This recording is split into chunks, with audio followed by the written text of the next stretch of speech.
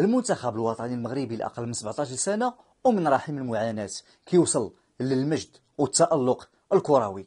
الكرة الذهبية الإفريقية بالنسبة للمغرب، واش فائزين أو غير منظمين؟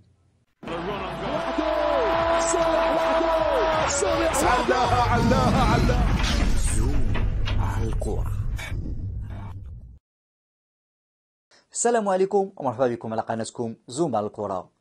المنتخب الوطني المغربي الأقل من 17 سنة كيحقق المفاجأة والمبتغى وكينتصر على منتخب مالي وكيدوز لدور الربع من كأس العالم للشباب.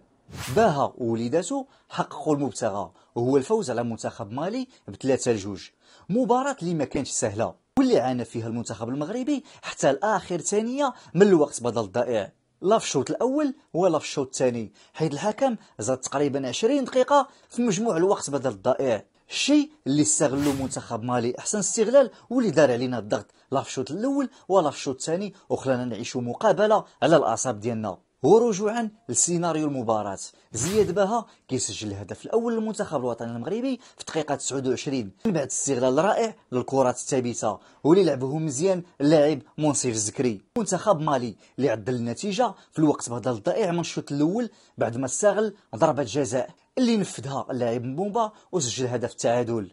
منصف الزكري واستغلاله الاخطاء الثابته كيعطي باس ديسيزيف الثاني، واسماعيل العود كيسجل هدف التفوق الثاني للمنتخب المغربي في الشوط الاول.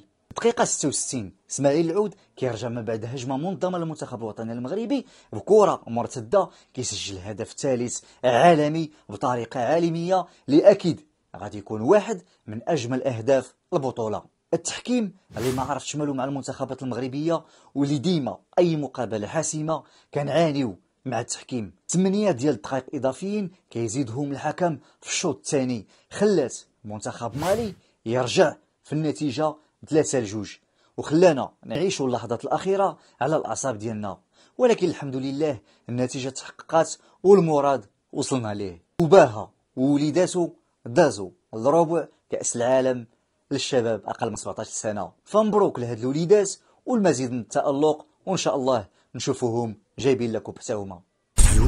على الكره.